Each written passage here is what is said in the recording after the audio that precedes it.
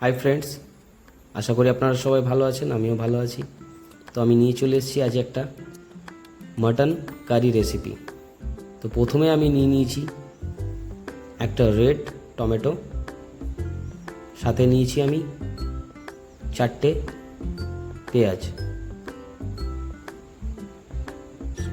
সবকটা পরিষ্কার করে নিয়েছি। সাথে নিয়েছি টক দই, পেস্ট করা মশলার মধ্যে রয়েছে গোটা জিরা, আদা, রসুন, কাঁচা লঙ্কা এবং শুকনো লঙ্কা। পেঁয়াজগুলো আমি বেশ পাতলা করে সুন্দর করে কেটে নিচ্ছি। পেঁয়াজ কাটা হয়ে গেলে আমি টমেটোটাও কেটে নেব। বেশ পাতলা করে টমেটোটা কেটে নিচ্ছি। পাতলা করে কাটলে টমেটোটা ভালো সেদ্ধ হবে। সাথে আমি কেটে নিয়েছি পেঁয়াজ,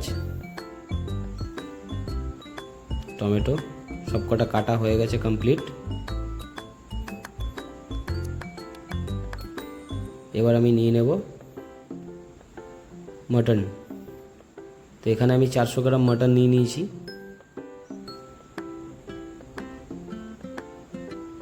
মটনটা বেশ ফ্রেশ, তোমরা দেখতেই পাচ্ছ মটনটা।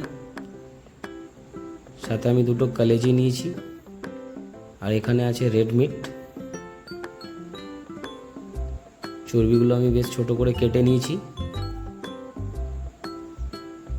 এবার সমস্ত বানিয়ে রাখা মশলা দিয়ে আমি এটাকে মেরিনেশন করে নেব। মিনিট 10 মতো মেরিনেশন করে এটাকে ছেড়ে দেবো। তো প্রথমে আমি অ্যাড করে দিচ্ছি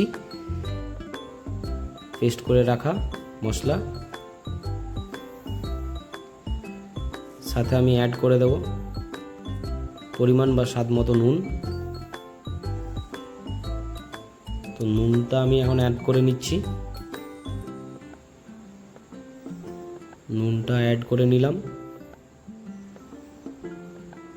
এরপরে আমি দেব পরিমাণ মতো হলুদ। পরিমাণ মতো হলুদ দেওয়া হয়ে গেছে। এরপরে আমি মটনটা ভালো করে চারিপাশ নাড়িয়ে সমস্ত কিছু মিক্স করে নেব।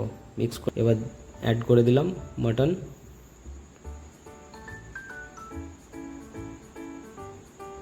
এবার সমস্ত কিছু আমি ভালো করে নেড়ে নেব।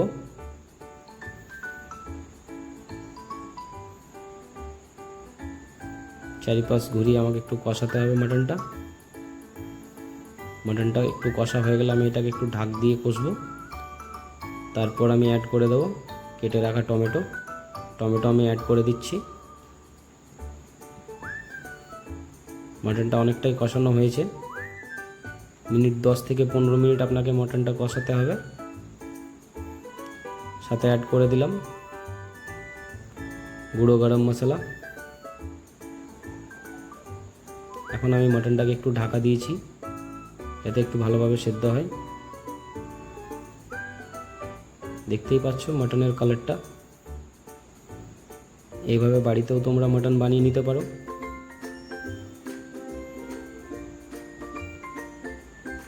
মটন থেকে তেল ছেড়ে দিয়েছে।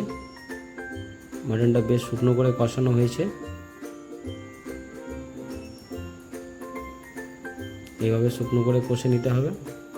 কষে নেওয়ার পর আমি কুকারে জল গরম হতে দেব। জল গরম হয়ে গেছে। এবারে আমি মাটনটাকে কুকারের মধ্যে অ্যাড করে দেব। এখন আমি কুকারের মধ্যে অ্যাড করছি। কুকারের মধ্যে অ্যাড হয়ে গেলে আমি 5 থেকে 7 মিনিট এটা সেদ্ধ হওয়ার জন্য গ্যাসের ফ্লেম কম করে ছেড়ে দেব।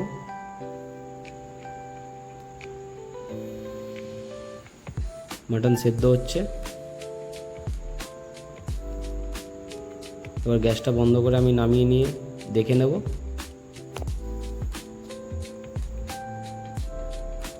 তোমরা দেখতেই পাচ্ছ মটনের কালারটা। এইভাবে তোমরাও বাড়িতে মটন বানিয়ে নিতে পারো। তো এটা হচ্ছে আজকের ডিনার।